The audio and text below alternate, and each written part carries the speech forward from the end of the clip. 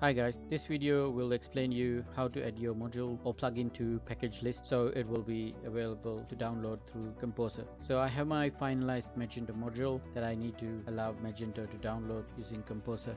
I moved my package to different folder before pushing the code to my repository. Once you move the module, make sure you delete your package from app code folder since you are going to pull the same module using Composer at later stage.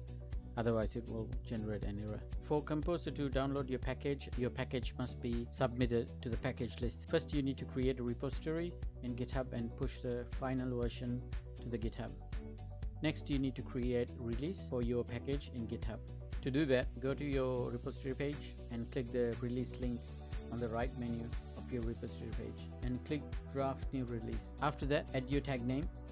Usually you can use your package version as your tag name, and then select the branch you need your package to generate from.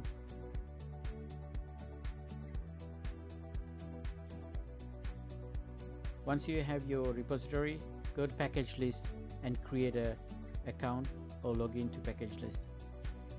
Next, click on submit link on top of the package list page and enter your GitHub repository URL. Click check button.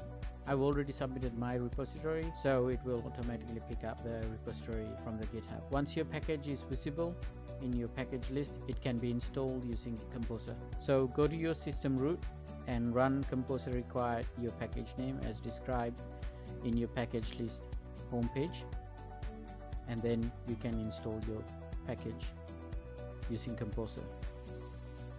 Now if you look at the Composer JSON file, you can see your package and it's installed.